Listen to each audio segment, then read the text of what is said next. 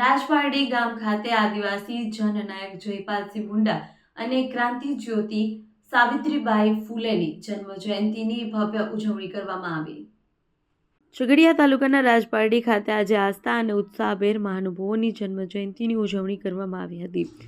રાજપારડીના મુખ્ય બિરસા મુંડા ચોક ખાતે એક વિશેષ કાર્યક્રમનું આયોજન કરવામાં આવ્યું, જેમાં મોટી સંખ્યામાં લોકોએ ઉપસ્થિત રહી શ્રદ્ધાસુમન અર્પણ કર્યા। કાર્યક્રમની શરૂઆતમાં ઉપસ્થિત આગેવાનો અને ગ્રામજનો દ્વારા ભગવાન બિરસા મુંડાની પ્રતિમાને હારતોરા કરી પુષ્પાંજલિ અર્પણ કરવામાં આવી।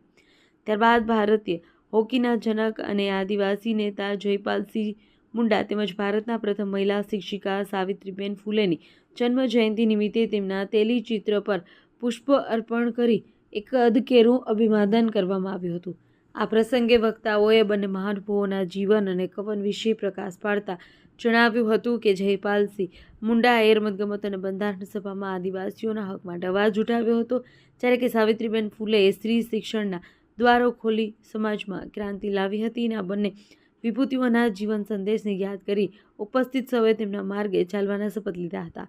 કાર્યક્રમમાં સ્થાનિક આગેવાનો, સામાજિક કાર્યકરો, યુવાનો મોટી સંખ્યામાં જોડાઈ કાર્યક્રમને સફળ બનાવ્યો હતો।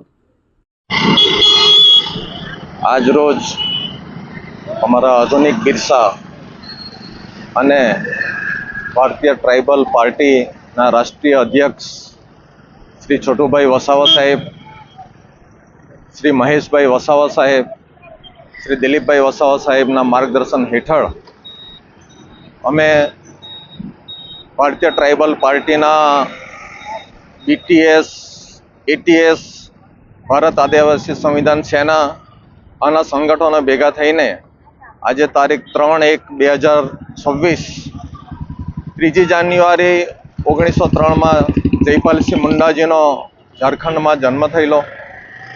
જયપાલસિંહ મુંડાજી એક મહામાનવ હતા। એમને આદિવાસીઓની લડત, જે બિરસા દાદા કહેવાય, એમના પછી આદિવાસીઓની લડત એમણે ચલાવેલી અને આદિવાસીઓના હક અને અધિકાર માટે અને એમના પર થતા અન્યાય અને અત્યાચાર માટે શ્રી જયપાલસિંહ મુંડાજીએ આ ભેગ ધારણ કરીને એ લડત લડેલા। એવા જયપાલસિંહ મુંડાજીએ કીધેલું કે અમને બીજા કોઈ નામથી ના બોલાવશો, ના વનવાસી, ના બીજા કોઈ નામથી, અમે આદિવાસી છે ને આદિવાસીથી જ અમને બોલાવજો, કેમ કે આ આદિવાસી આ દેશના મૂળ નિવાસી છે, એટલા માટે અમારે બીજું કોઈ નામ જોઈતું નથી, અમને આદિવાસી તરીકે જ બોલાવજો। આવા જયપાલસિંહ મુંડાજી બંધારણીય સભાના પણ સભ્ય હતા અને હોકીમાં ઓલિમ્પિક ગોલ્ડ મેડલ ભારતને પ્રથમ અપાવનાર પણ જયપાલસિંહ મુંડાજી હતા। અને તે વખતે એમને આ જોયું કે મારો સમાજ બહુ પીડિત છે અને પછાત છે, એમની મેં અંધશ્રદ્ધા હતી, કુરિવાજો હતા, એ બધાને દૂર કરીને અને એમને ઉત્તમ સ્થાન અપાવવું, એમને સર્વોચ્ચ સન્માન અપાવવું, એ એમનો મોટામાં મોટો લક્ષ્ય અને ધ્યેય હતો। તો જયપાલસિંહ મુંડાજીએ આદિવાસીઓ માટે આદિવાસી શબ્દને પ્રચલિત કર્યો અને એમના હક અને અધિકાર માટે કાયમ લડત લડતા આવ્યા છે। એવા જ આજે 3 જાન્યુઆરીએ જો સાવિત્રીબાઈ ફૂલેનો જન્મદિવસ પણ છે કે જે પ્રથમ મહિલા અધ્યાપિકા હતા અને મહિલા શિક્ષણના સશક્તિકરણના સૌથી મોટા અધ્યાપિકા અને સૌથી મોટા સમાજ સુધારક હતા। જ્યોતિબાઈ ફૂલે એમના પતિ હતા, એમણે જ સાવિત્રીબાઈ ફૂલેને સૌથી પહેલાં આની માટે પ્રોત્સાહિત કર્યા અને મહિલાઓને ભારત દેશમાં પ્રથમ શિક્ષણ આપવાનું કાર્ય આ સાવિત્રીબાઈ ફૂલે કરેલું છે। આજે એમનો પણ જન્મદિવસ છે, એમની 194મી જન્મ જયંતિ છે। જયપાલસિંહ મુંડાજીને 122મી જન્મ જયંતિ છે અને આ લોકો આ સમાજને નવી દિશા આપવા માટે, નવી રાહ ચીંધવા માટે અને સમાજને ઉત્થાન કરવા માટે પોતાના સર્વસ્વનું પણ એ લોકોએ બલિદાન આપીને આ સમાજને એ કરવા માટે પ્રયત્ન કરેલા છે।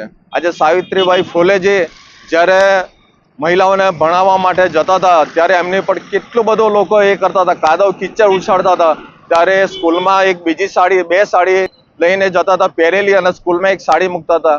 ત્યાં આગળ એ સાડી બદલીને પણ એ લોકોએ મહિલાઓને અને લોકોને શિક્ષણ આપવાનું કામ કરેલું છે, કેમ કે એમણે કીધું છે કે જો તમારે સ્વમાનથી અને સ્વાભિમાનથી જીવવું હોય તો પઢાઈને જ તમે મહત્વ આપજો, શિક્ષણને મહત્વ આપજો।